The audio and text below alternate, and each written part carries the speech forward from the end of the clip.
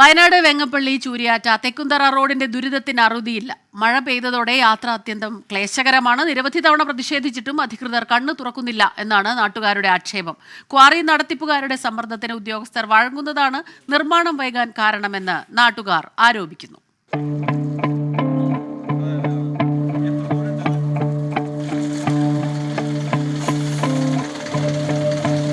നമ്മൾ ചെറിയ രീതിയിലുള്ള മക്കളോ കുട്ടികളൊക്കെ പോകാൻ വളരെ ബുദ്ധിമുട്ടാണ്. രാവിലെ സ്കൂളിലേക്കും രാവിലെ കാൽനട യാത്രക്കാർക്ക് പോലും നടക്കാൻ പറ്റാത്തൊരു സാഹചര്യമാണുള്ളത്. പ്രധാനമന്ത്രി സഡക് യോജനയിൽ ഉൾപ്പെടുത്തി 2023 നിർമ്മാണം പൂർത്തീകരിക്കേണ്ട പദ്ധതി 6 കിലോമീറ്റർ ദൂരത്തിലാണ് യാത്രാ ദുരിതം. അനവധി ആൾക്കാർ വീണിട്ട് കയ്യും കാലൊക്കെ ഒടിഞ്ഞ് ഇപ്പോൾ ഒരാൾ അതാ മെഡിക്കൽ കോളേജിൽ കിടക്കുന്ന നട്ടെല്ല് പൊട്ടിയിട്ട് ഓപ്പറേഷൻ ചെയ്ത് കിടക്കാം. സത്യം പറഞ്ഞാൽ ഈ റോട്ടിലേക്ക് കയറാൻ തന്നെ വല്ലാത്തൊരു മടിയാണ്.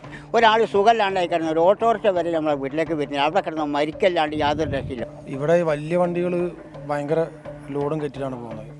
അപ്പോൾ നമ്മൾ നല്ല ജെർക്കിങ്ങും നല്ല വിള്ളലുകളും വീട്ടിൽ വരുന്നുണ്ട്. സ്കൂൾ കുട്ടികളൊക്കെ പോകുമ്പോൾ തന്നെ ഈ ഷൂ ഒക്കെ ഇട്ടിട്ട് അതിൻ്റെ മുകളിൽ കൂടി കവറൊക്കെ ഇട്ടിട്ടാണ് രാവിലെ പോകുന്നത്. ക്വാറികളിൽ നിന്നുള്ള ലോഡുകളുമായി വൻ ലോറികൾ കടന്നു പോകുന്നു.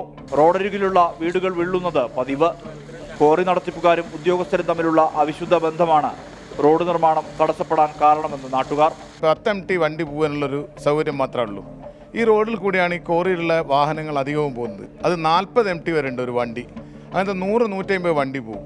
സഡക് യോജന സർവേ നടത്തിയ പ്രകാരം 10 ദിവസം കൂടുമ്പോൾ 160 വണ്ടിയേ പോകുന്നുള്ളൂ. പക്ഷെ പ്രൈവറ്റായിട്ട് ഞങ്ങൾ അതൊരു സർവേ നടത്തിയപ്പോൾ ഒരു ദിവസം 500 വണ്ടികളെങ്കിലും പോകുന്നുണ്ട്. ക്വാറിക്കാർ ഉദ്യോഗസ്ഥന്മാരുടെ ഒത്തുകളിയാണ് ഈ സംഗതിയിൽ. അങ്ങനെ തന്നെയാണ് നടക്കുന്നത്. ഈ ഉദ്യോഗസ്ഥന്മാരെല്ലാം ഒരു വിലക്കെടുത്തിട്ടുണ്ട്. സാധാരണ ജനങ്ങൾക്ക് ആരുമില്ല ചോദിക്കാൻ.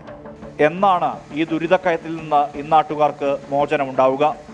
മഴ പെയ്താൽ ചെളിക്കുളം, മഴയൊഴിഞ്ഞാൽ പൊടിപടലം. കണ്ണു തുറക്കുമോ അധികാരികൾ?